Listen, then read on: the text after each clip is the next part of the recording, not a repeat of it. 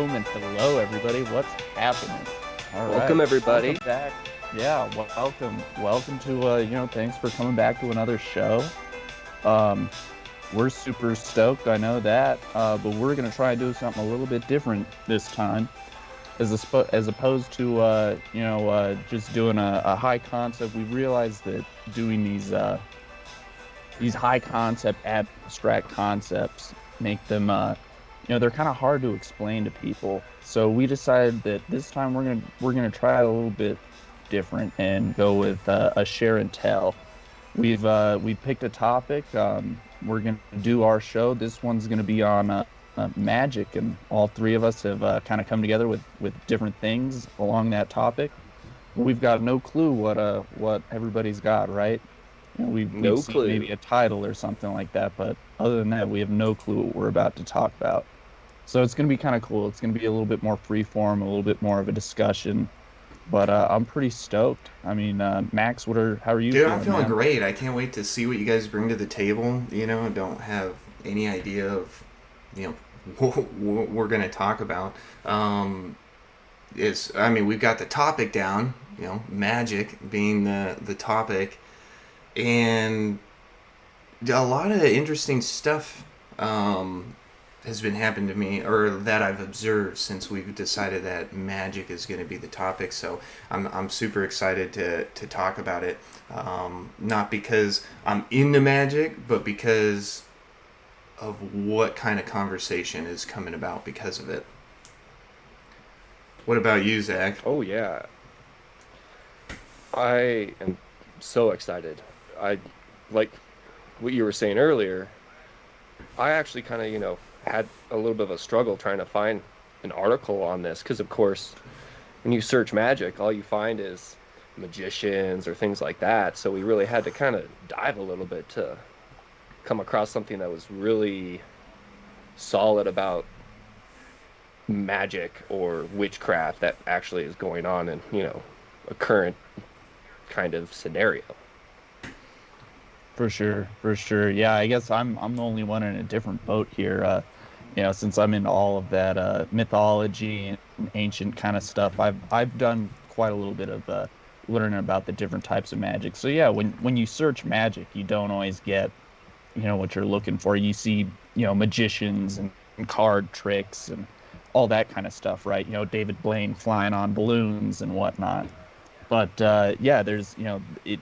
You have to know more about like the specific types of magic and divination, necromancy, these types of things. There's so many different facets in magic. That's what I think was really cool about this topic, about picking this one, is that it encompasses so many things.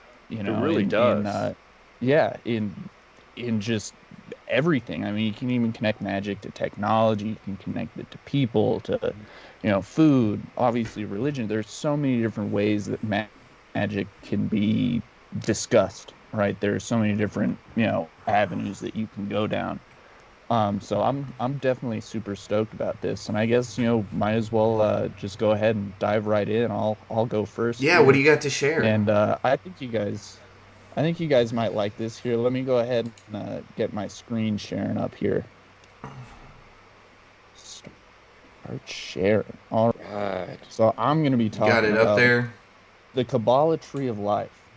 And part of the reason Oh, why I wanted to talk about this is in our last video that we did, when we were talking about that Gateway Experience article and the connections between different religions and whatnot. yup. Zach mentioned, he talked about how there were connections in, the mysticisms of different religions and whatnot. And one of those was Hebrew Kabbalah, which I was like, ooh, that's interesting. I'm into Hebrew and Jewish culture, that kind of old stuff, especially coming from that Christian background, right?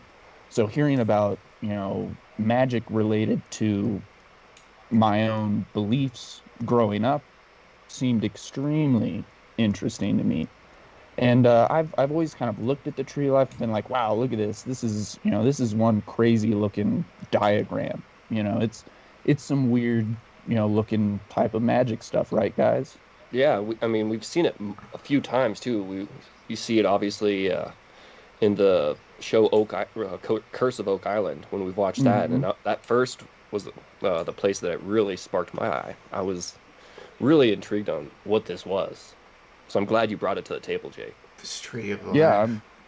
I'm super excited about this because this is a really interesting little tiny facet of Hebrew and Jewish mysticism, right? And it branches off, all these mystic kind of groups and whatnot. They all kind of congeal and add different bits and whatnot to their structures. So you see this in other religions and other mystic practices. But what's cool about this is as it goes to say in this article that this is basically like a not necessarily a blueprint, but it helps describe all of the facets of what creates existence itself. Okay. So, before we go too far, I just got a quick question for you, Jake. Sure. When, like, I think of Hebrew, or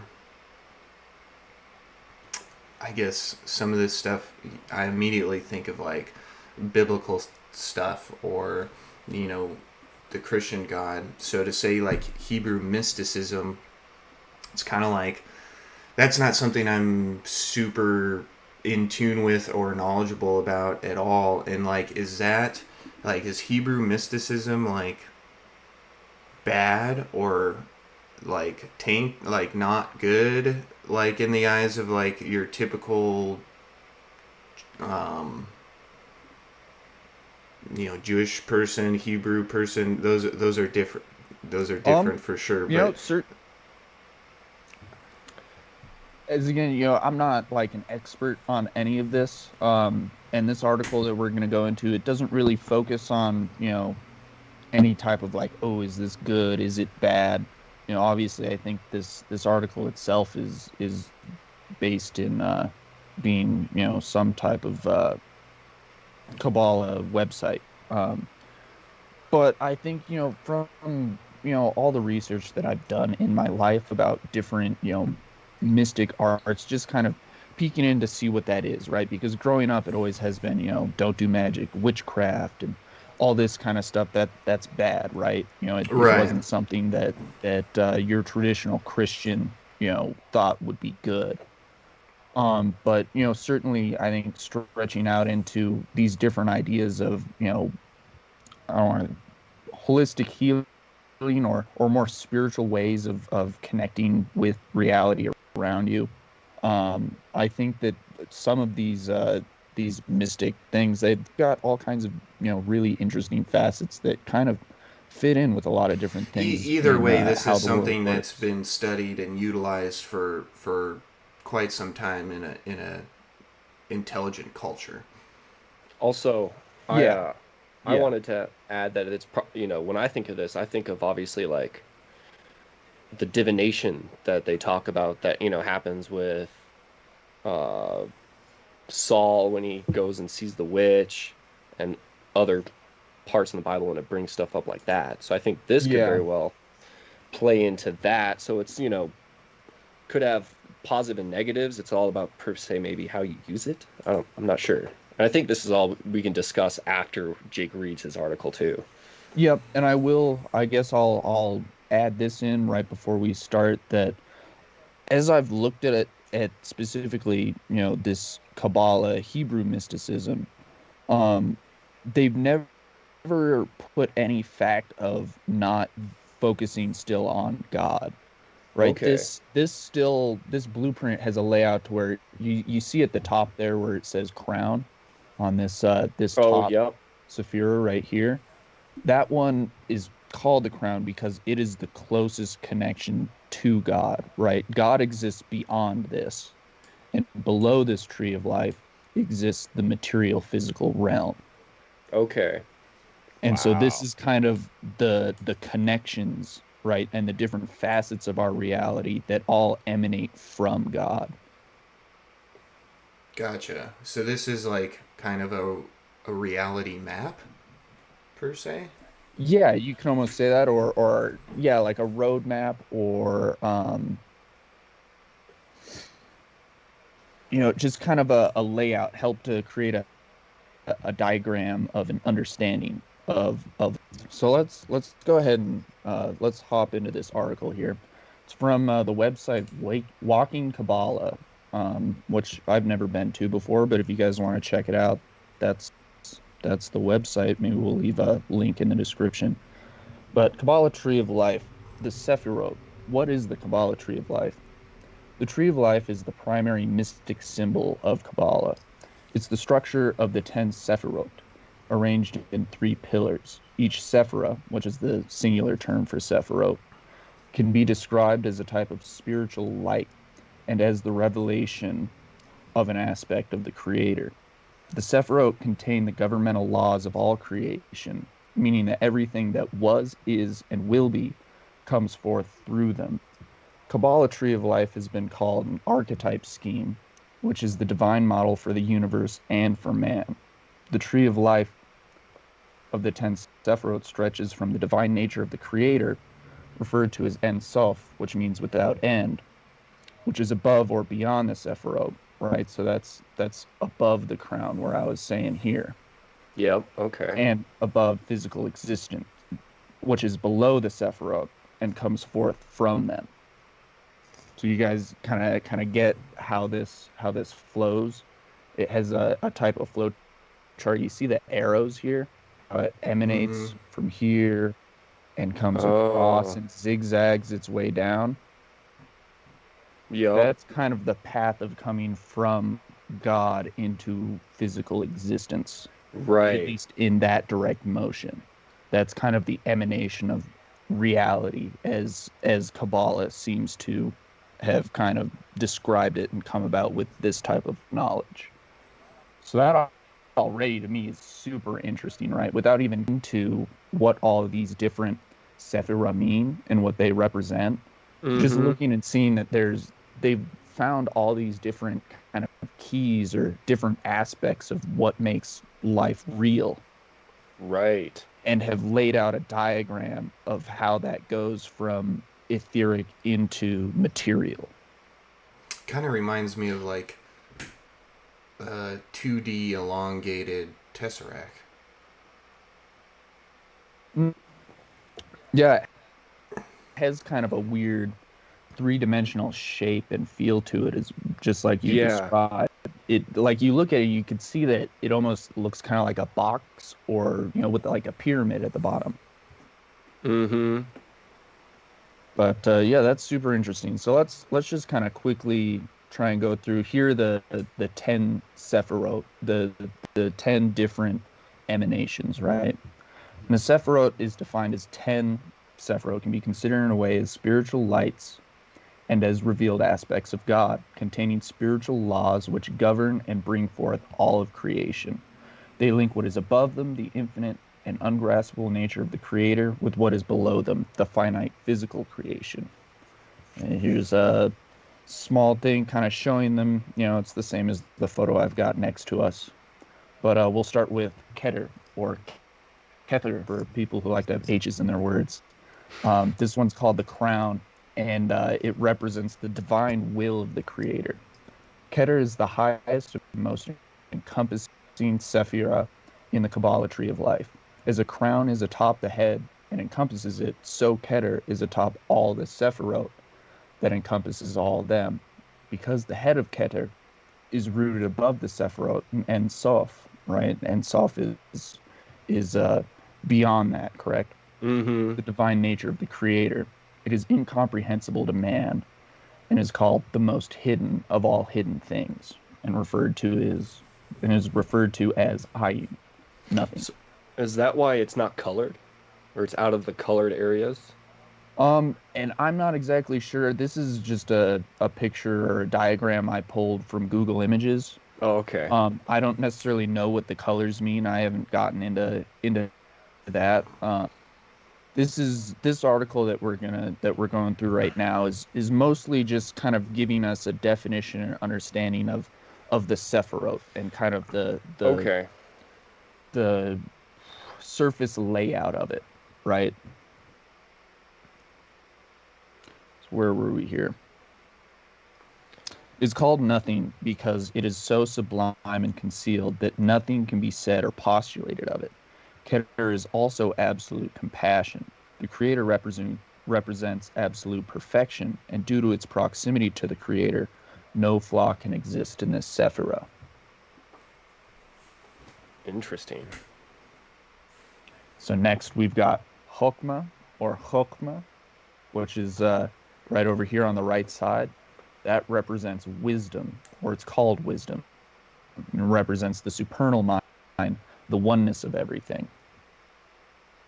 Chokmah represents God's creative activity, the beginning from which everything else derives.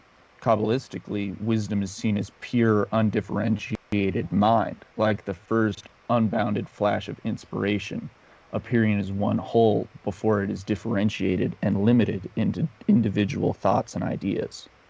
It is the level above all division, where everything is a simple unity, the level at which oneness exists. It is the non-space, non-time, undefinable source of all that is yet to be manifested. And the next of the top three here, we have Bina, which is called understanding and represents the differentiation into particulars. Chokmah, pure mind, the oneness of everything, is separated and differentiated into details in Bina so that it is comprehensible. It is the level on which ideas exist separately and can be examined. Bina is the source of individual souls and all individualization and differentiation. It is the building of abstraction into a more concrete idea. And so those first three there, Keter, Chokmah, and Bina, are really kind of they're the most etheric, right? As we kind of see here, that they're more abstract and beyond something that's super easy to define, right?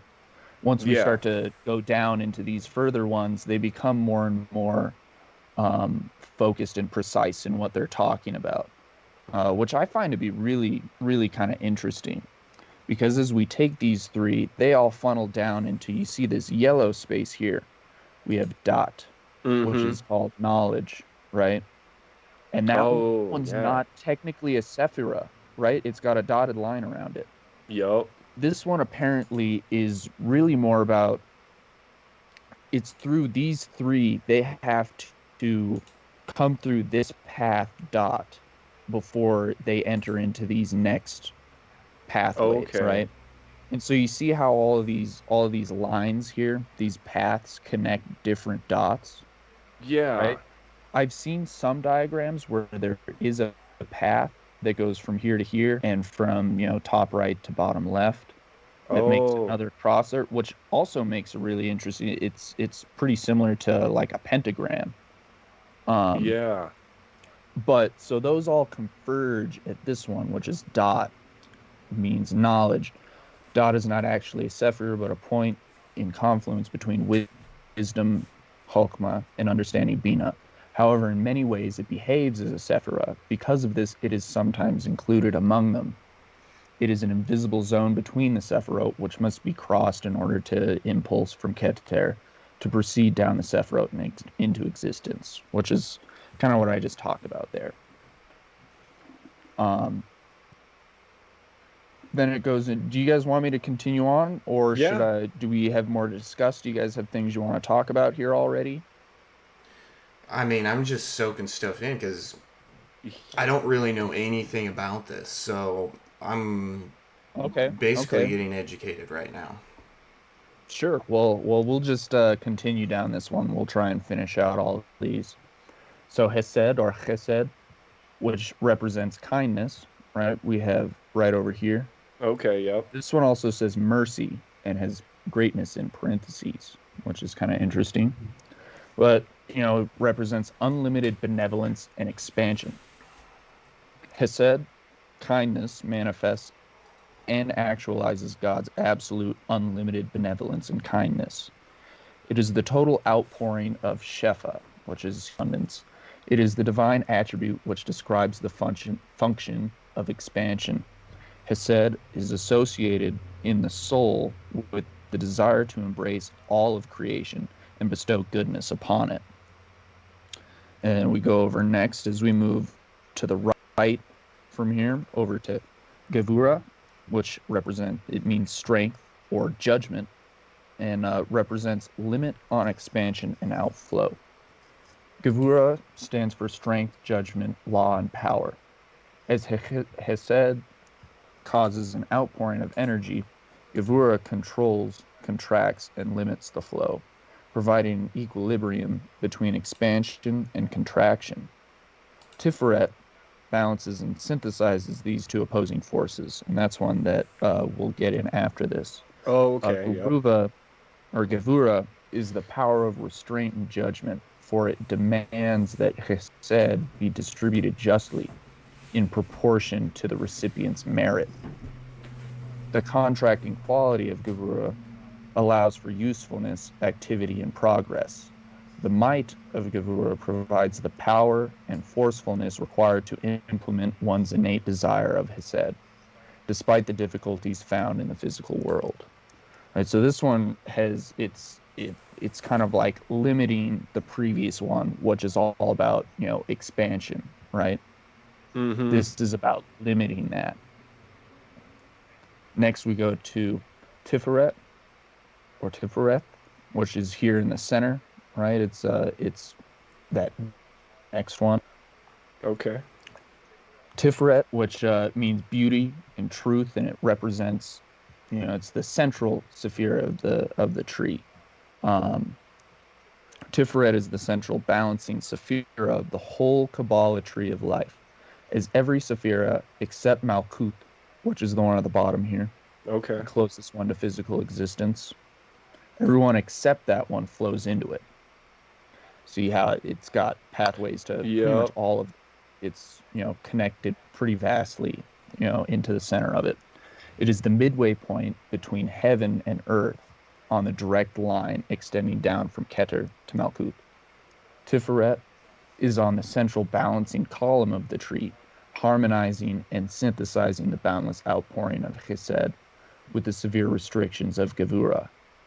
Ideally, it leans slightly to Hesed, and thus it is also called Rachamim, mercy or compassion. It is referred to as beauty for its harmonious blending of all the Sephirot. Right, so that one sounds like it's pretty integral to the rest of them.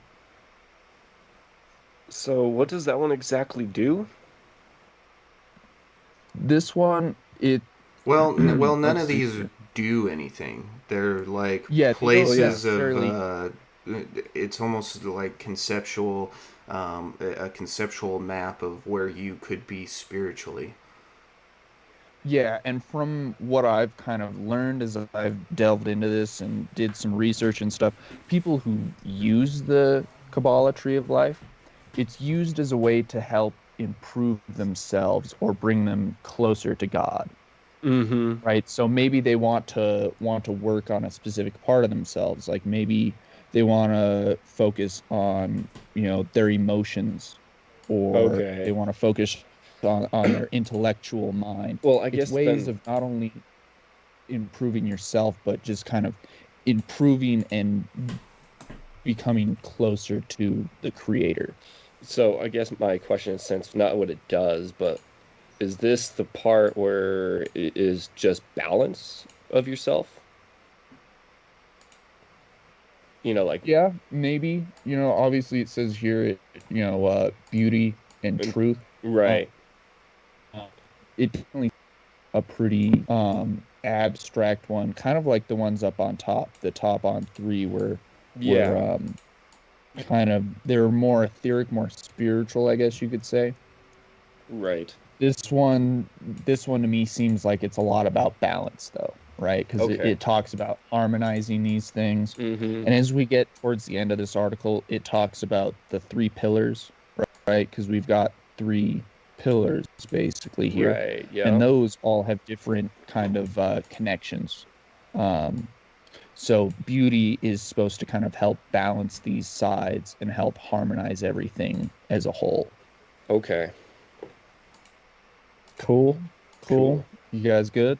Good. Next, we've got Netzah or Netzach. Eternity and victory is what they call it. And represents continuing cycles. Netzah is the extension of Hesed, the Sephirot from which it derives, right? So it drops down here following that connection. Mm-hmm. Yes. Yep. Netzach conquers the barriers between the outflow of divine benevolence and its intended recipients. It is called eternity, where eternity means that which is continually repeated, cycles that must recycle perpetuated so the whole relative universe is not unstable and does not collapse. Wow, that one's really interesting. Yeah. The words they used in that really like obviously for me what's jumping out is these cycles, cycles within cycles, and Mm-hmm. obviously it seems like when something ends it continues on in a new rebirth, which is certainly something we tend to see in a lot of different mystic beliefs and stuff, right? Yeah, we do. Yeah, for anyone um watching this, if you've had fun enjoying Jake zoom in and zoom out, I don't know what it is. Maybe it's magic. oh, is I it still I doing don't it? know. It's it just does it by itself. I don't know why it does that. I guess I'll have to research it a little bit, but um, I just figured I would address that real quick. That yes, I know it's happening. I know it's going back and forth. It's a funny joke, I guess, that the computer's playing on us. But go ahead and continue. It's not affecting anything that you're All right, doing. well, we've only got like three more to go here. Three more to go, I think, and then everyone can stop being tortured by having to listen to me go through this entire thing here. Anyways, the next one's called Hod or Hod, I suppose. Glory or splendor is how they describe it or how they designate it, and it helps represent responsiveness. Hod is an extension of Gevura, right? So it's the opposite here, as this one is connected to here, this one's connected to this one, right? Yep. Hod restrains the outflow of divine benevolence, which Netzah seeks to perpetuate. Thus, the outflow will not be dissipated among unworthy recipients, and divine majesty and splendor are preserved.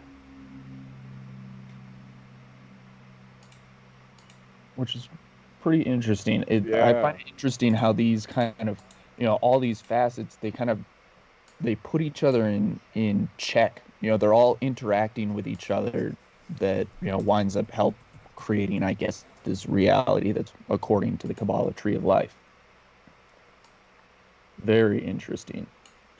Um, yes, so which here we are at the second to last one. This one's called Foundation, Hmm.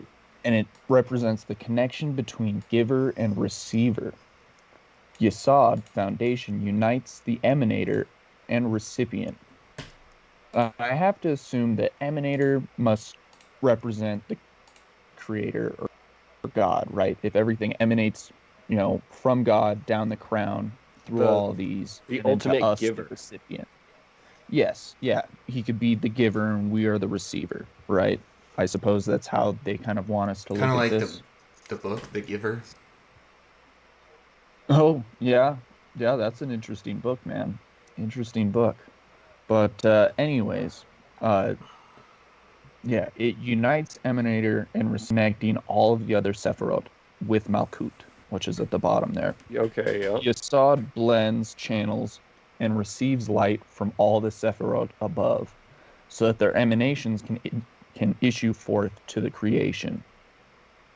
And finally, we have the bottom one here, number 10, Malkut, which it's called the kingdom, and it represents the source of the physical world. Malkut is the last of the 10 Sefirot.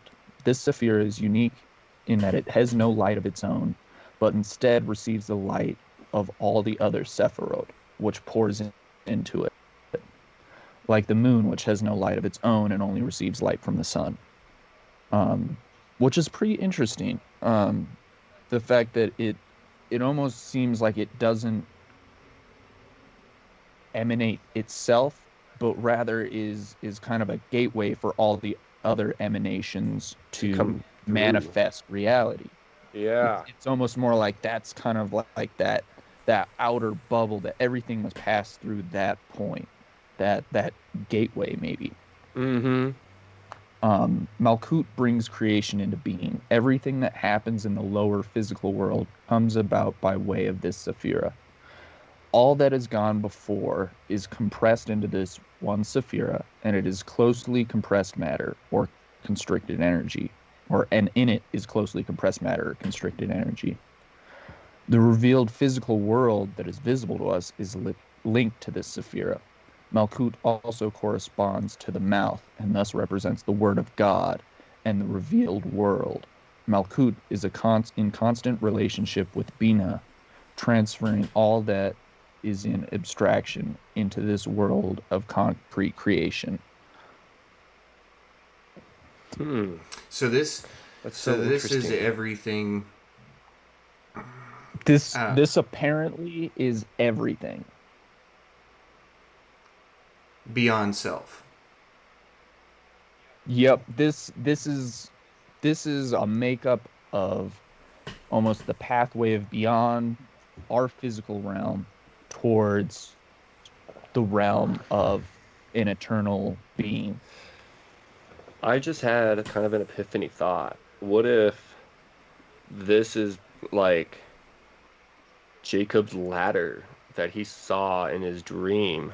When he saw angels ascending and descending upon the earth. Uh-huh. That's an interesting thought, man. That's certainly interesting. Because that's what Um, it feels like. It feels like a pathway that, information travels from God to here. You yeah, know, yep. I because you have what is it? The one side, what was it saying that basically everything flows is down, almost more like in a giving essence, and then the other side is more of like a receiving essence. Yeah, at least from my perspective, it seems to me that, so God is above, right? Yep. This all encompassing being, right? And everything, to get to, you know, creating something, this is all the facets that traveled through, you know, limiting, expanding, and, growing and defining itself until it becomes a physical world. And we who live in this physical world, right? I Yep. think to me it seems that if we wanted to per se try to attain a closer relationship with God, or to improve ourselves, maybe quote unquote enlighten ourselves. That's not really a term I want to. If that's what you're looking for, you would be going from these separate paths. You'd be going up and moving Mm-hmm. that way. Or to me, it also seems, from my research, that since all these paths are connected to, different ones, that you Mm-hmm. can kind of pass through in different pathways Right. and kind of move yourself, right? But they're about kind of, focusing, like you've kind of, are able to travel to a next step. It Yep. definitely seems like they're stepping stones to help you achieve something, maybe greater knowledge, or a closer understanding or relationship with said creator. It's just so interesting.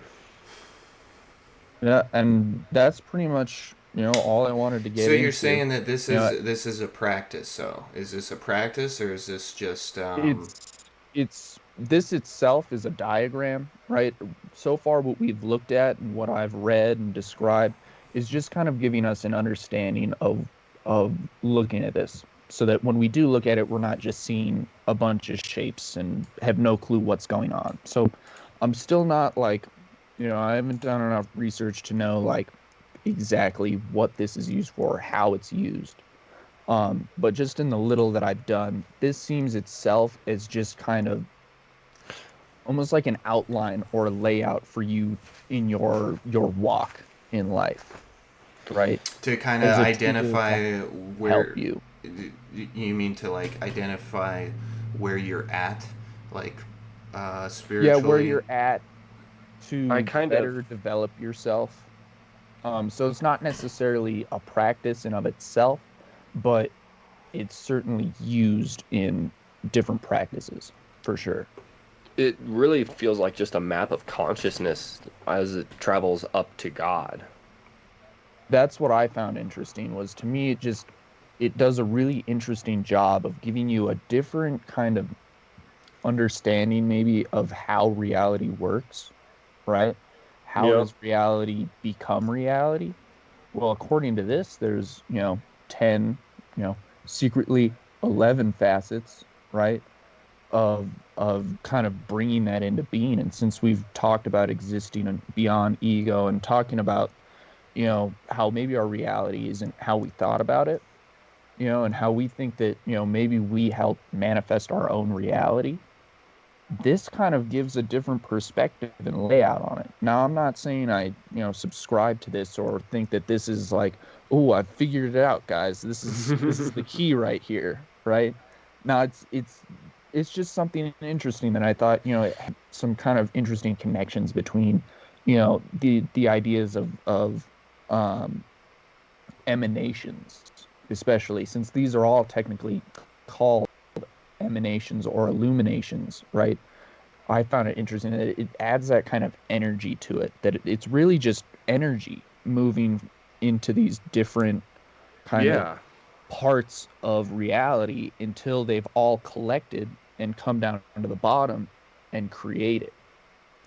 So that's where I kind of came from when I started reading about this. I was like, oh, this kind of, it doesn't necessarily like, it's not like proving anything, but it has some interesting kind of synchronicities between the way that we're starting to understand the makeup of reality. I think it's really interesting because oh, it's oh, what was I going to say?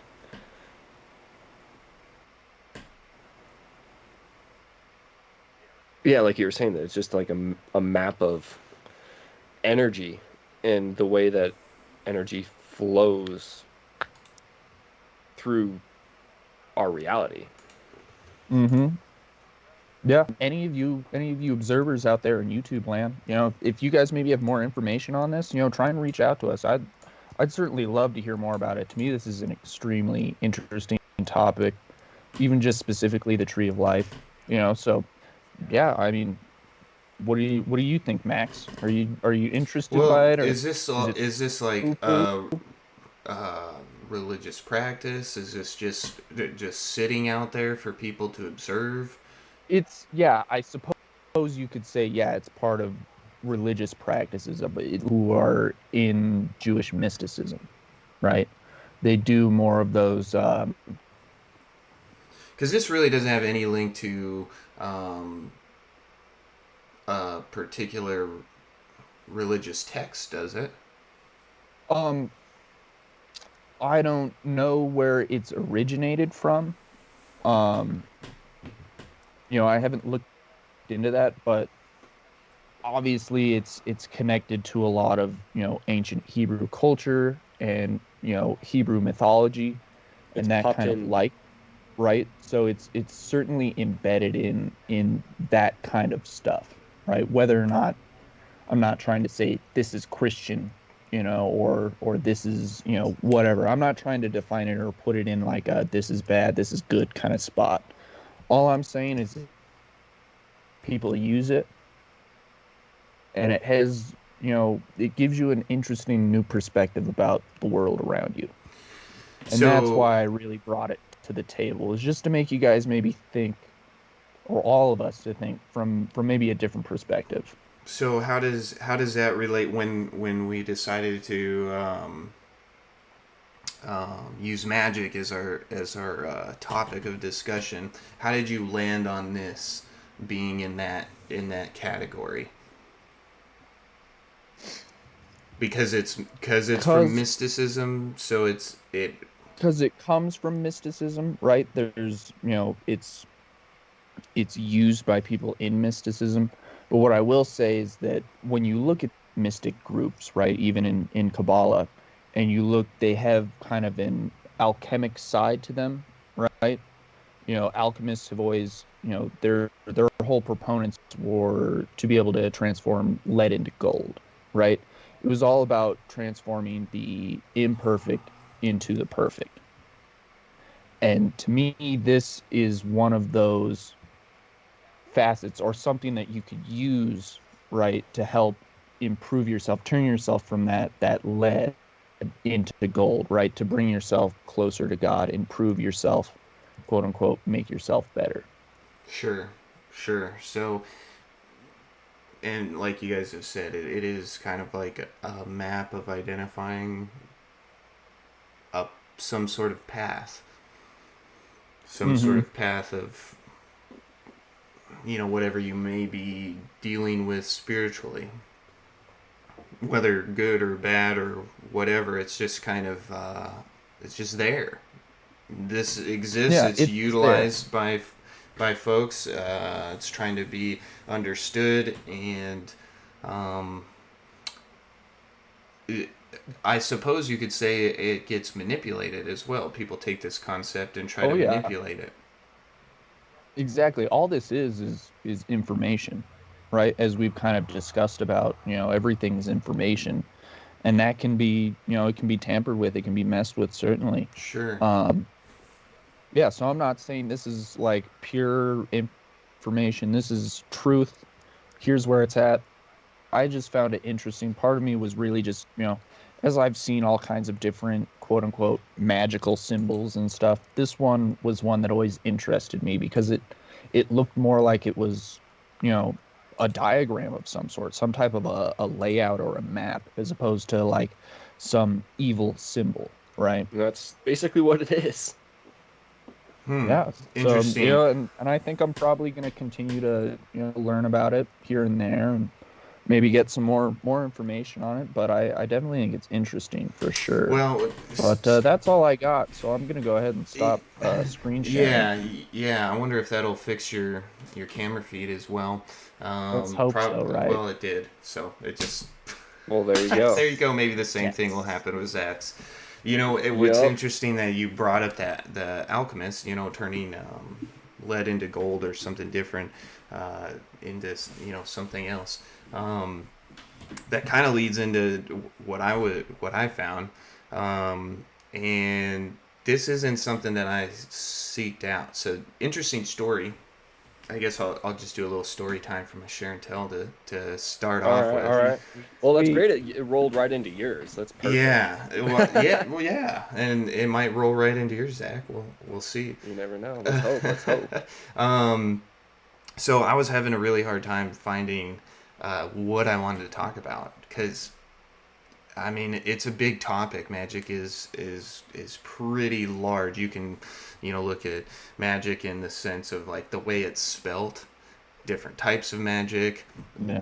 good Right. magic, like light magic, dark magic, black magic, which are probably the same thing, but someone would probably say no, they're not.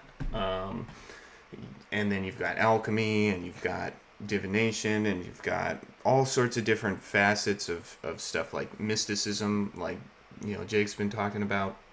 So every time I searched for something, I was disinterested. I didn't find anything that I found a lot of like top 10 ways to cast a spell, like advertisements for Yep. stuff, and Yep. and that was also kind of shocking too, like just seeing like advertisements for Mm-hmm. how to do magic, like you know Well, it's like how yeah, popular it magic is is. blowing up. It's becoming really popular, and maybe that's because everything's so messed up right now. Like people are just looking for a way to understand what's going on in their reality. What's going on in Yep. their bubble Yep. because it's been shook up so much. But we gave ourselves like a week to do some homework and to find some stuff, and then I got busy and we had to postpone another week. So I didn't have anything for that week actually, still. And then through the next week, I think it was maybe Tuesday night, I had a buddy staying with us as he was traveling, and he stayed with us for a couple days. And we decided to watch a movie, and it was one of his, like, I guess, old favorite movies, and it's fine. Okay. That's not the point of the story. But we watched the movie, and then once we got done, my wife went to bed. The credits were rolling, and playing, and we were kind of just sitting there, chatting or whatever. And we had already had discussions about reality and spirituality and some higher, I guess, maybe not higher thinking, but Classic yeah, existential just some conversations. different stuff. And as those credits were rolling, all of a sudden a movie just started playing. So this isn't Okay. uncommon, right? Usually on a Netflix or movie service, you'll just Yeah. get but a lot of times it asks you or it tells you like it's coming up or Mm-hmm. whatever. But this movie just came up. Yeah. It just started playing on the TV, and Hmm. I was like, oh, whatever. I didn't really think much of it. I didn't think it was that big of a deal. Whatever. So the movie starts playing, and we're both starting to watch it just because I don't know, it grabbed us somehow. I don't know why. It grabbed us somehow. Well, it's right there. Well, I mean, not all movies Yeah. do that. It's That's more than true. just Yeah. being Yeah, there. and There's I don't something know. There's about the something. movie Yeah, that the way it started, whatever it was, how it started, whatever that may be, it for some reason got Max. right. And So and the like, movie started playing, and we're both watching it, and I'm thinking, yeah, I'm gonna shut this down and go to bed here in like 2 minutes, and then watching it, and something happens, like what the heck's going on here with this movie with this character, and then like, oh, I'll go to bed in a couple minutes. Well, like 30 minutes later, we're both still watching this, and we're looking at each other like, what the heck is going on? Like, what's going on in this film? I kind of want to go to bed, but I just want to have some resolution of what's actually happening. I don't even know what's actually happening. And after the movie, we actually ended up watching the whole thing. It was like 1 o'clock in the morning by the end of it, but we ended up watching the whole thing because it was a different experience for it to show up, especially during a magic topic, and then what the movie was about. It was kind of just blowing my mind. So I'll debut the movie here. We'll screen share. Actually, I don't know if you guys will see this on your screen, but you can pull it up in your web browser. Just type in the Alchemist Cookbook. The Alchemist Cookbook. So if you pull that up,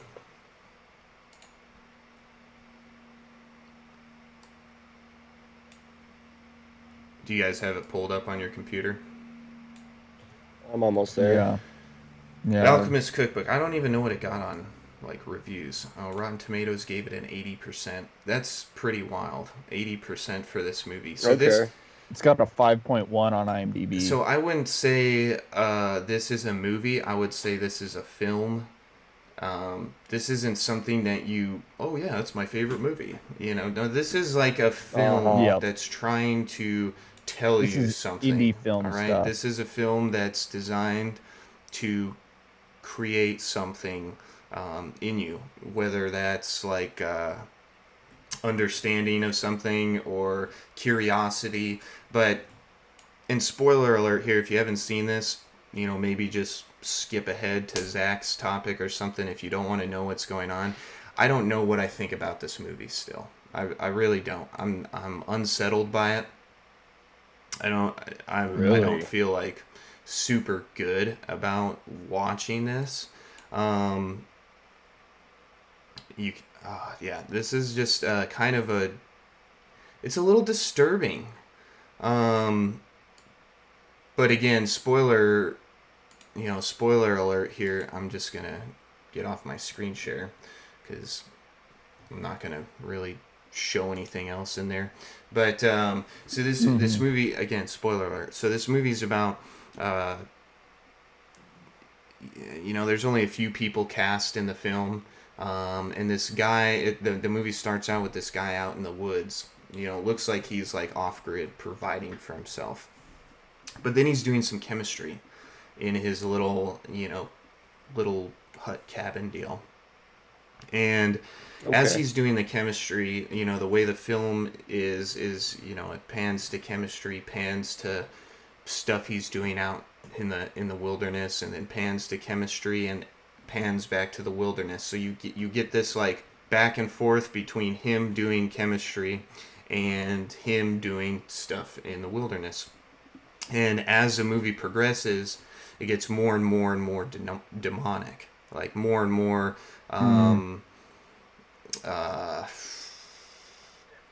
It's definitely a horror movie. But I won't even necessarily say it was horror. It was more of a spiritual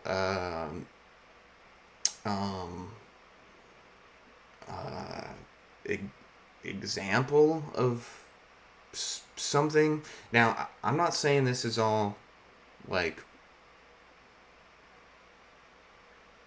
real. This guy was actually doing it. This film is, I don't know. It still got me pegged for weird magic reasons. So basically, he's got this book called the Alchemist Cookbook, or that's what it's got to be, anyways. And you see him flipping through it, and it foreshadows the film. When he lands on a certain page, you get that foreshadowing of what's going to happen. But he's doing this chemistry, and it seems like they don't really give you a lot of backstory. They just kind of give you hints of what he's doing, and it seems like he's either he's got to be making drugs or something, because he gets loony after he ingest some of these chemicals and stuff that he's making, these compounds that he's making. As he does that, he gets closer and closer with this demonic force, whatever this demonic force may be, but it's definitely demonic. And throughout the film, he's like, I'm almost there, I almost got it, and we'll be rich, or we'll have gotten the key. And as he's doing it, he's becoming more and more demonic himself. His nails are getting long and gross, and he's getting just battered and gross looking, and doesn't look super great. And his brother ends up getting possessed by the demon that he's summoning, and the demon speaks to him through his brother, but his brother's dead.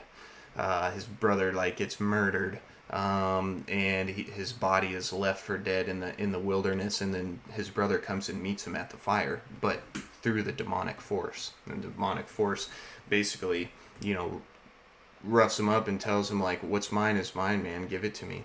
And then he ends up getting high again, and that demonic force envelops him, or he sees it come into person, he sees it come to life, and then he ends up getting enveloped by it. And I suppose that the ending now gets me a little bit. I have to either watch it again or research some of this stuff, but it's as if he has one choice: either be enveloped by the demon or completely let it go forever. It's either or. You can't have it. You can't have both worlds. You can't play with black magic and be in charge. So that's kind of what I got from the movie. Now, it's a really interesting film if you're trying to see something different, or maybe perceive black magic differently. And this may not even be black magic. It could just be straight up demonic. And I don't know if demonology is really magic to me either. But I would probably fit it in there. Yeah. Well, it's it's not that far of a stretch to call it sorcery. And then, how far of a stretch is it, sorcery to magic? Well, I mean, I would consider, you know, exorcisms in at least one shape or another to be, kind of a type of magic per se. Yeah, it's well, you got to basically then define magic. Exactly. Yeah, it becomes a much bigger topic of what is So magic. through like Hmm. basically, how I came to the end of this is when you're performing stuff like this. Um, I don't. Magic has to do with consciousness. I don't think you perform magic. I think because a lot of this was submissive, being submissive to this realm for communication. Yup. So he mixed this, you know, physical substance, took it, and then chanted or had incantations, by the fire, or with candles, or with symbols, Hmm. pentagrams and whatever Yep. stuff to summon. So there's a mixture there, and so there's a submission. So the way I viewed it was, as a conscious being, this is your domain. Like, this is your domain. In order for you to perceive or uh, utilize some of this magic, you're giving up your consciousness for that realm to utilize to be real. Right. Yeah. Sure. So Hmm. I see where you're going. when he's ingesting these chemicals and then doing these incantations, he's not performing magic. He's sacrificing his consciousness, his vehicle, for this outside of consciousness to inhabit and be here in this realm. So Hmm. to me that was really interesting because it does, like, once that demon or whatever, I don't even know what he was, but I just know it's demonic. Um, Some type yeah, of coming entity. into him or into his space, into his reality. Once that happens, once you've given your dominion over to something like that, you don't get it back. I mean, you never get it back, Yeah. probably, because now that thing lives there. That thing now lives in your reality. So Hmm. when folks Sure. uh, use spells and different things, like, to say that you can perform magic, or I perform magic, or I cast spells, I see it the other way, is when the outside force is using you to make The itself, spells yeah, to cast make you. itself real, to make itself real in that bubble, because that other force doesn't rest in this realm. It doesn't live here. Right. The only way it can live here is through a bridge, which is you. It gets here from you, because that's why we're so, I guess you could say, unique, and I wouldn't say we're powerful, but human beings have that ability somehow to bridge some sort of gap. Well, I will say, if we maybe look at the tree of life here, um, since they say that not only represents the universe, right, and the collection of that, it also represents us. I had another photo that I think I saw somewhere where it showed the tree of life mapped over, a person, right? And how that's also an emanation from us. So you could see it in the micro scale of us having that same tree of life from our etheric soul to the Right. to reality, right? So you could see how maybe that type an entity would come through a certain pathway. If it comes from an etheric way, it has to come through all of those other pathways before it can enter your physical reality, Right, and that's like the right? steps in the cookbook of it traveling through these Hmm. different steps to become real, because That's at so first, interesting. it's just maybe a sound in the woods. It's not really much. And then second, maybe it becomes like, a subtle whisper or voice, and he thinks he's hearing stuff or whatever. And Yeah. then it becomes more physical, like a shadow, and then it becomes like a real thing, like a beast-like thing, and then Mm-hmm. it inhabits somebody, and then it becomes, real, and then it like physical to touch, and it's interesting. It's almost like you see the travel point of this spiritual deal come, manifesting its way through that plane into this realm. Spooky stuff, man. It is, Yeah. but it's also it helped me understand that, like, we don't do anything. Like, we don't make our future. We don't create our reality. We are observers. Things work through us based on how we decide to perceive or understand. Like, reality lives through us, possibly. Yeah. Yeah. Like, Yeah. that's the only way for reality like we to were- exist, is through an observer, right? Mm-hmm. And you may Yep. have um, adversarial forces that want to utilize you for a different purpose, Mm-hmm. and that's Yup. where free will comes in. Is you don't do magic, you don't do God's work, whether it's magic or God's work, you don't do it. You- God's work does you, and magic right, does you. like your free will comes to where are you going to align with, or what do you want to be your foundation for your reality. If your foundation becomes magic, Mm-hmm. that's where your reality is going to be. If your foundation becomes science, that's where your Yep. realm is going to be. If your foundation is I fly by the Well- seat of my pants and I don't care, you're going to have all kinds of random stuff, in your realm. So Mhm.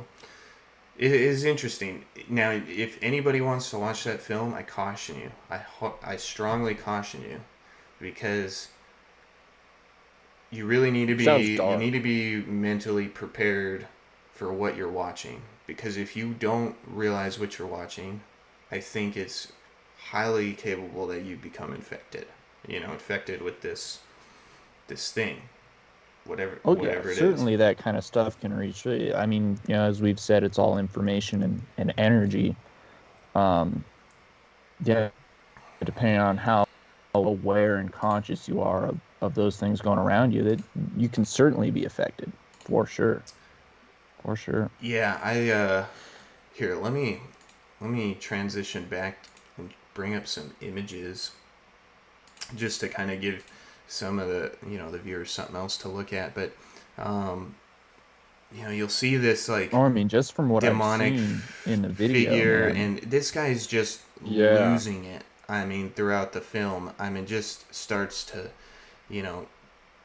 lose it. And the way it's filmed it's very interesting. They want you to understand, or the director, producer wants you to Mhm. understand how this works. Now, he's taking a manipulation of this realm to change his mindset or thinking or understanding, in order to make a dwelling place for this other entity. Yeah. So that takes us back to like when a witch would throw a frog leg in a cauldron, and an eyeball from a bird, and Yep. then, like, throw some of the throw different stuff into this cauldron to make this potion. And Oh yeah, dude. yeah, Bubble, yeah, toil exactly. and trouble. And that mixture, All that of the physical, in order to change your body chemistry to think differently or to perceive differently, allows those entities to move. So I bring that into, like, modern times of, like, well, what about with, like, our food today, and, like, what we take in today? Well, that and technology, Well, man. yeah, even with Like, technology, what we devise and put into us can change the way we operate, change our perceptions. Well, I like that always makes me think of like raves or those big dance festivals, right? People like to have a good time there, right? They'll take different types of things, hallucinogens and all kinds of drugs and that type of music, that I would certainly say that puts you in a space. I don't personally do that kind of stuff myself, but um it I'm sure feels.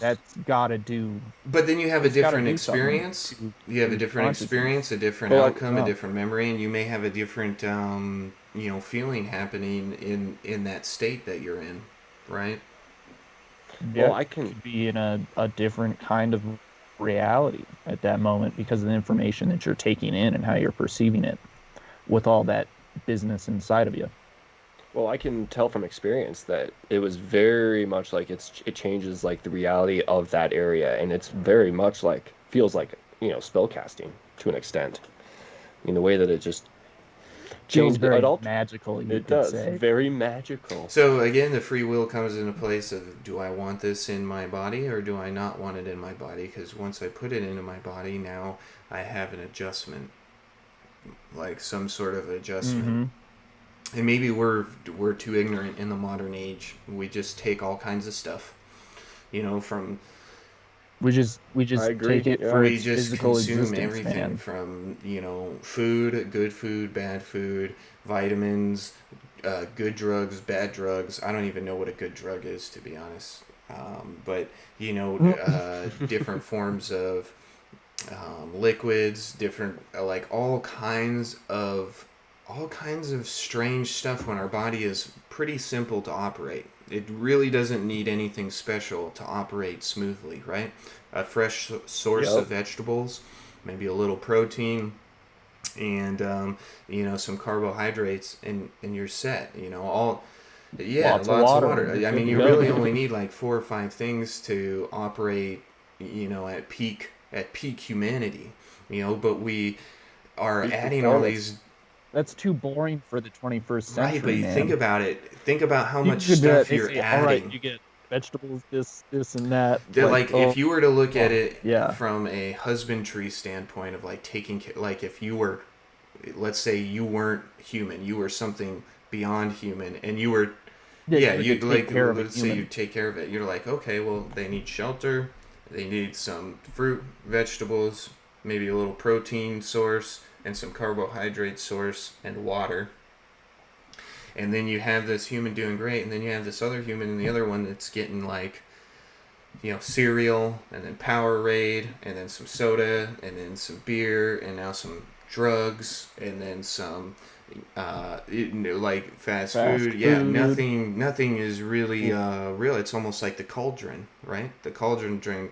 Give him a cell phone to distract Yeah. himself. So what's happening in that?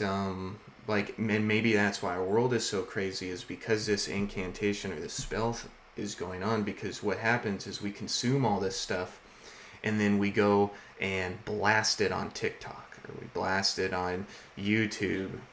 I'm glad you said TikTok because that's I went with my story into a very contemporary idea of like do what does magic look like Ooh, nowadays? so are we leading into Oh, your topic, snap. pal? Yeah, let's I think let's so. do it, I think man. so.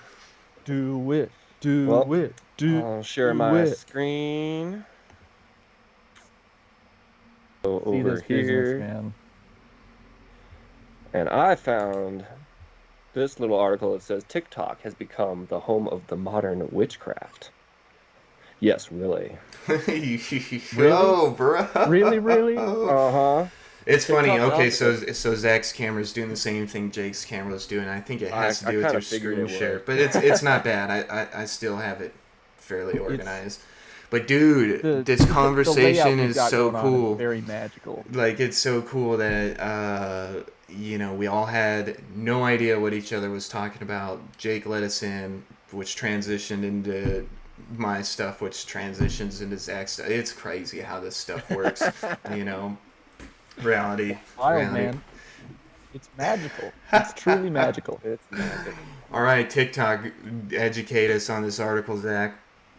All right. So it says here, TikTok's algorithms make it a safe haven for those who have an interest in the occult, and they're drawing more and more people into the practice.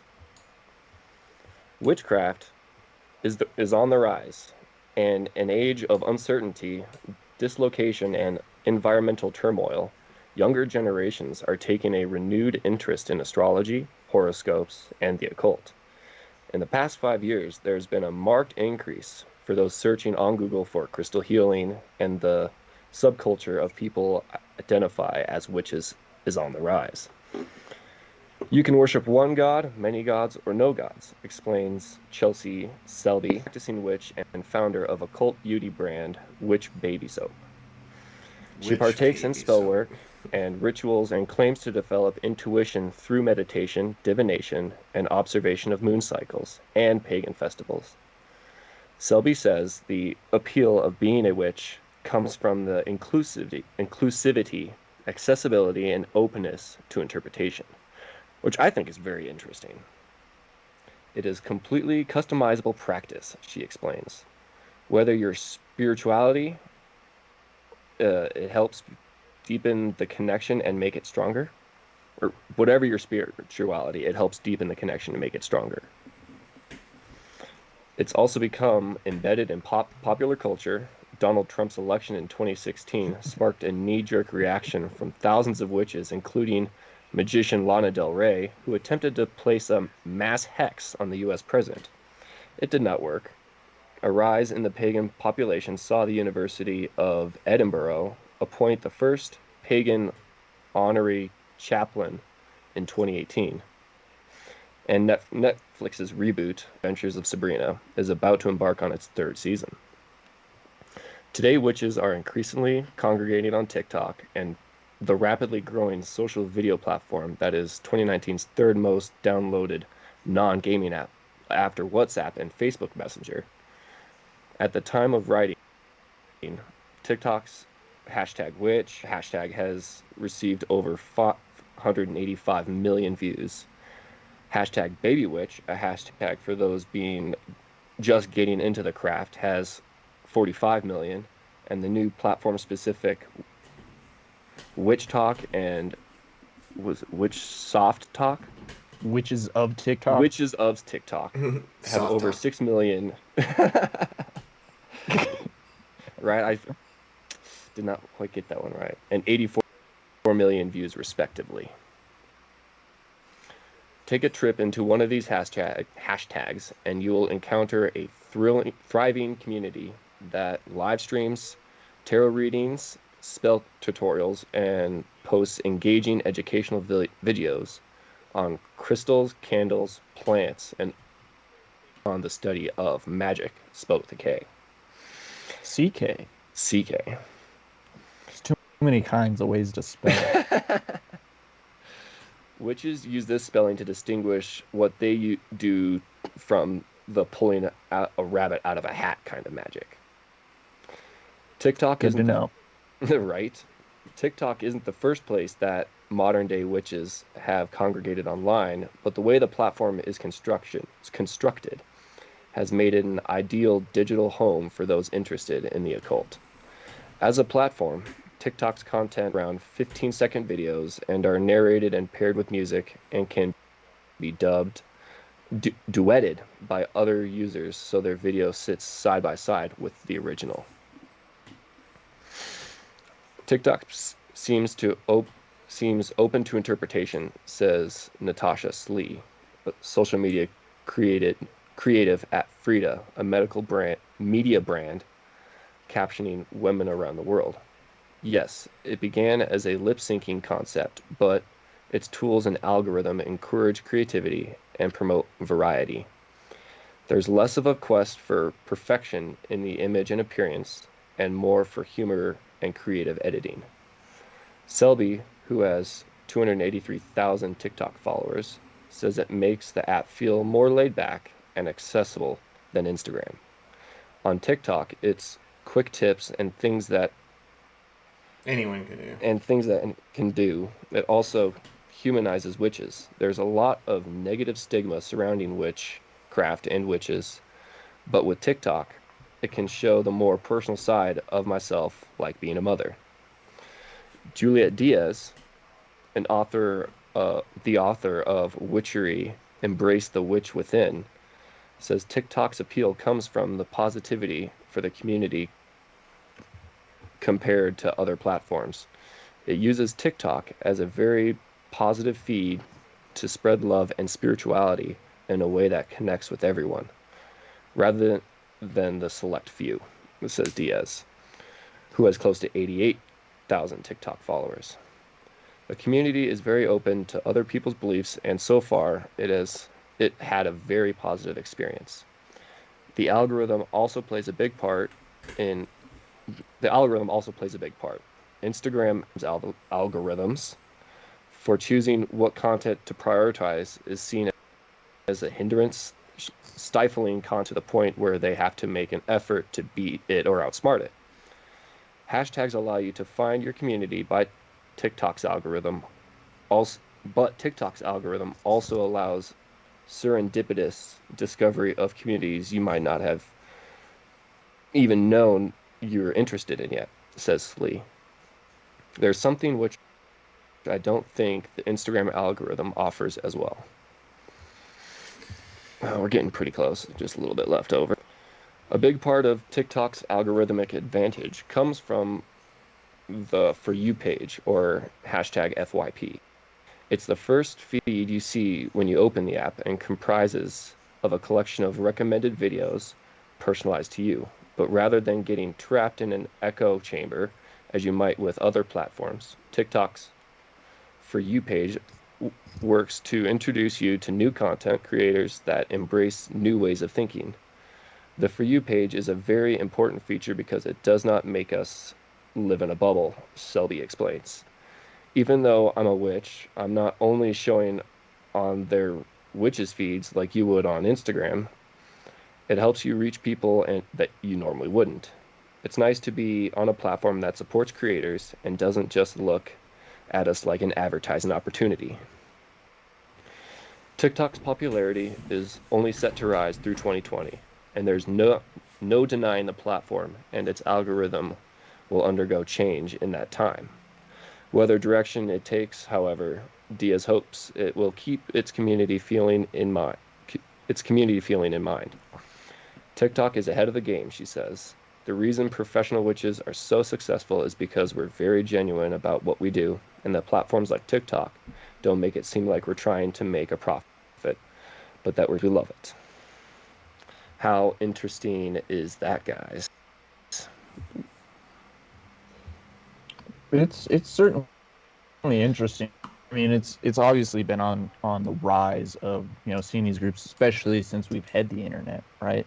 Mm-hmm. I'm sure some people wouldn't, make those connections between, witches and the internet, but obviously we're in the 21st century, and you've seen it. I remember hearing the story about the witches going to hex Trump. I remember that. I think they also went up again. I don't know what it was for, but I remember hearing it a couple of times. But yeah, there's certainly, these groups are here. People are here that, people obviously, do look into a lot of this stuff that we've looked at. So I know there are plenty of people that have looked at what I did. I found YouTube videos out the wazoo. So how does this relate to the idea that, magic does you? So if you, from my perspective anyways, just the way I see it, you don't perform magic. You give yourself up as a conduit for magic to be performed. So if this TikTok community is growing that fast, it's not just TikTok, like you said.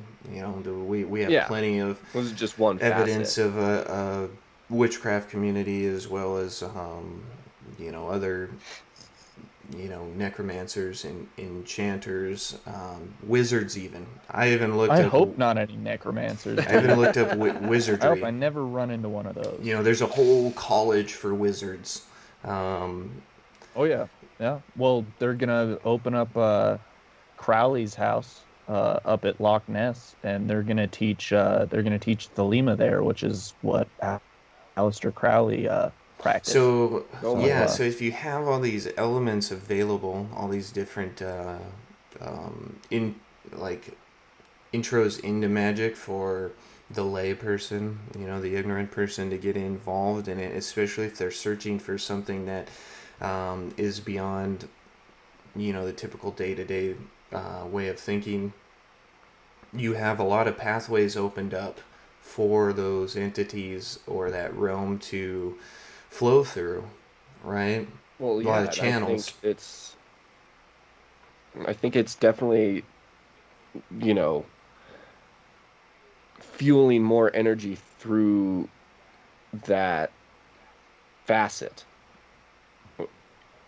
I mean, going to TikTok and searching up witchcraft and becoming like a TikTok witch is just going to add more energy to that subject or to that.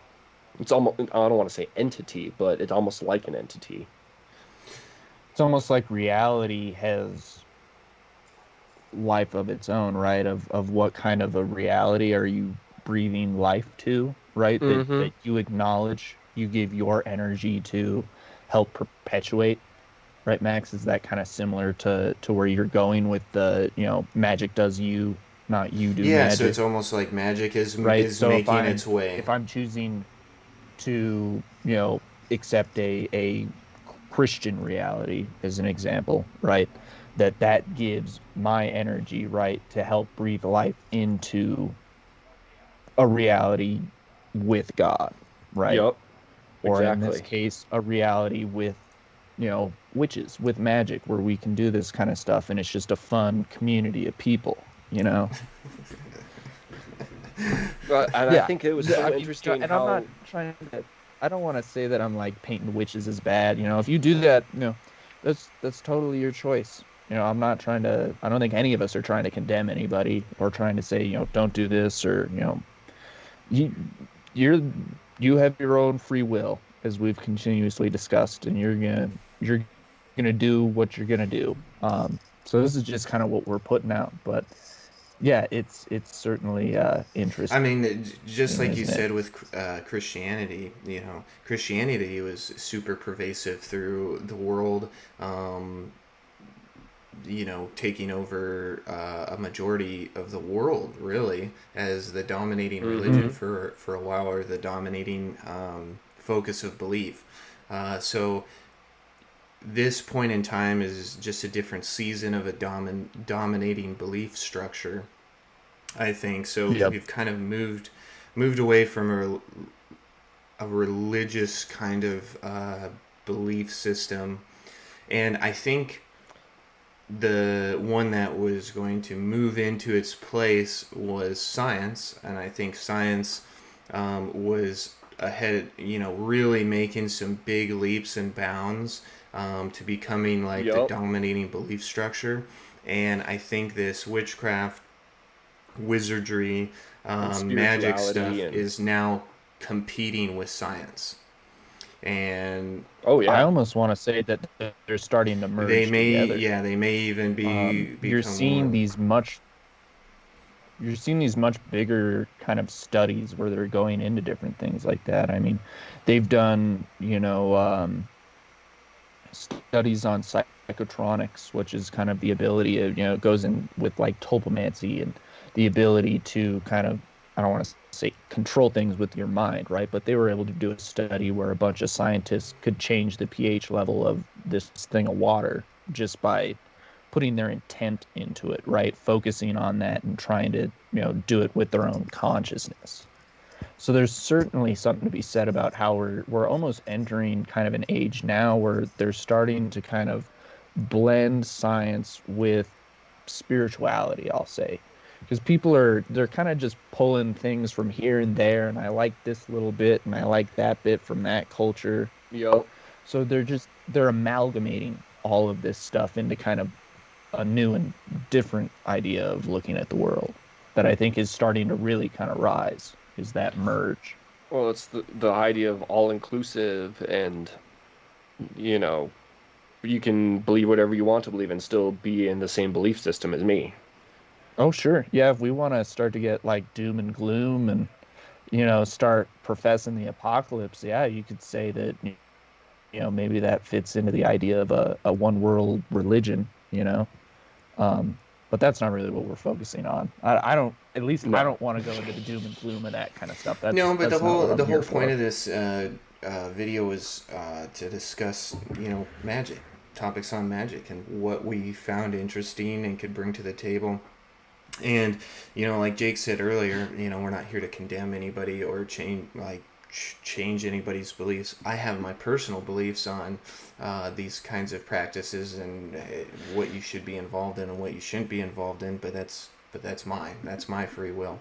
I just want to discuss how this can be potentially not good for an individual, because as an Yeah. individual seeks something beyond themselves, if they get wrapped up in the hype of magic, you aren't doing magic. And if you're seeking that out to do magic, that's probably an ego thing again, because you have power Yep. or dominion Because it's over about you something. wanting to be able to do Right, something, right, right? Yeah. exactly. And that may be the calling to, things like witchcraft, is because now I'm involved in doing something that other people can't do, or I'm involved in doing something that, Yep. I have power over, or I can, this whole idea, when really, when you submit to something like that, you're just giving yourself away. You're just giving yourself away into something that you don't quite understand. Um, Yeah. You're giving life to that right, reality. right, and reality is going to give it right back, because now it's being observed. It's Yep. being taken in that way, and now it's going to give that to you even more so. And trying to look at this from a non-ego perspective, as far as you need to know what's going on. You need to understand what other people are dealing with, Oh, or yeah. how they're Yeah. perceiving it, because it could affect your bubble. Because if you look at it and say, well, I don't believe that, and those guys are lunatics, or they're crazy, or they're just playing house over there, doing their own thing. Well, what if eventually everybody around you in your bubble is a witch, or practicing And witchcraft, you're and you're not. not? Yeah. You Oh, need to yeah. be Yeah. aware of how these other realities are working, so you can still maneuver your own. Exactly. It's like Sun Tzu's The Art of War. You need to know thy enemy, and I guess those aren't quite the right words I want to use specifically, right? Because I don't want to necessarily say these people are your enemy, or anyone opposing, is your enemy, but you should try to know about, the other Well, stuff that goes on, if you know you who know. your enemy is, then you know who's not your enemy. And we're calling ourselves, the ultimate enemy would be the opposite of God, which would be Satan. So it's not that the other person is your enemy, it's the belief systems coming Yeah, through them as I your would enemy. disagree with you on that. Just real quick, Not, I not would say the opposite of God well, is the absence of God. true. Well, So, Yeah. the opposite being is what I'm trying to say, not the opposite of God itself. Yeah, the opposite of God would be, in essence, yeah, godlessness, and right? which he promotes. So you're not entirely wrong. I just wanted to fine Yeah. tune what you Yeah. said. It's deeper than that. That's Hmm. like a surface level, here's the easy way to put it. But yeah, it's certainly a Cause, lot more yeah, because that would complex. only relate to people who identify with biblical knowledge, Satan being the opposite of God. But if you're not a biblical seeker, but you still want to perceive God, if you have God, well, the opposite of that would be godless. There is the absence of God. And so, like you said, though, Satan does promote that. He is a part of that absence of Hmm. God. And I would venture to say lots of, various parts of wizardry, witchcraft, and sorcery is an absence of God as well, because you're seeking other Yeah, well, identities. you're no longer coming to that supreme being, right? To have a walk with him, a relationship with that entity, you're now making yourself responsible. You're saying, I can take care of this. I can do it all on my own with this magic that I got, Well, on top of right? that, you're seeking yourself too. Like your goal or your end, Mm-hmm. all your motive is yourself. Is your that that idea of what you will be in the future. Right, like signing Oh the yeah. contract with the devil, you know. Mm-hmm. Well, if I Sure. do this, I'll be this, you know, and in the end. Mm-hmm. And we just need to be really careful with our free will ability, you know. Your free will is what. Yeah, I think that's what it's ultimately about, for Well, sure. and we've all talked about how we believe that there's a form of mysticism to this earth, and I don't think it should be necessarily ignored. It should be harnessed, to a positive ability. You know, it's something that just hit me going off that positive ability. If I was to try to perceive the intention or the usefulness of a human, relate it kind of back to the tree of knowledge, like Eve took the tree, went to the tree of knowledge, and were tempted by the tree of knowledge, tempted by the fruit, and that's kind of what we as humans have been struggling with since the beginning of time is knowledge. Yep. Grabbing all this knowledge, taking the fruits of this knowledge, and it doesn't take us anywhere. Like we don't need to know everything, and No. that's a problem that we have. Instead of being, because, like we've discussed, reality comes comes from us, right? And if we're trying to know everything about it, then we're not being us. We're just continuously seeking the reality. When reality comes through us, we need to just be ourselves and be observers. We don't need Mm-hmm. to know everything. Like that bubble, like in your tree of life, that's at the top, right? Mm-hmm. That thing that's at the top, that's uncolored, that's untouchable by people. We don't need to know what's up there because it's not our place, right? And that's what Exactly. we keep. That's what Yeah, we for as a sure. human race are Yep. struggling with, and we've tried to do it with various religions, various science, and now we're on to magic, and we're craving this knowledge instead of being our purpose, which is being, just being. We Yep. don't need to know everything. I For sure, agree. man. For sure. That's definitely, you could say that's kind of, the curse of mankind. There's even The seeking what of was the knowledge. movie? The movie was Apocalypse. I don't know if you guys have Say seen that again. You that, broke but up. for Apocalypto. anyone, You broke up. What'd you what's say? that, Max? Oh, I was saying the movie Okay. Apocalypto. They've Oh, even yep. got the story where the wise man in there, the old chieftain, tells the story about how, mankind, he keeps seeing these great things that the animals can do, right? And he wants that stuff. And so the animals are like, here, yeah, you can take my arms or whatever, take my tail so that you can climb, or take my eyes so that you can see. But he goes on to say that you need to like, the animals have to stop giving mankind stuff because they will always have that hole in their heart for the want of more, right? I think that tends to be kind of our existential curse, is the want for more than what is. Dude, that I that's agree. pretty that's Amen. pretty solid. And sometimes Pretty yeah, heavy and hitting. sometimes I visualize myself like, okay, I'm here. If I just took everything off my plate, like we've discussed before, taking everything off your plate so you can see your plate. You take it all off, and then you see, okay, well, we've got science, we've got religion, we've got magic, we've got this, we got this, we got this, we got this. We got all these different kinds of things, incarnation, um, you know, like all kinds of stuff, right? And it's almost like, because you have free will, you think you're empowered by making a choice. but reality is playing a trick on you. Because you have free will, it's just going to keep giving you choices to choose from. When the true free will action is maybe not to choose. You know, it's like giving choosing. someone like who's been harbored in a cell forever, like they've never known anything more, and you bring them out and say you can choose off of this menu of items to eat. Is that really free will? Is choice free will? Having choice doesn't necessarily mean free will. Free will is to acknowledge the menu or to go back into your cell.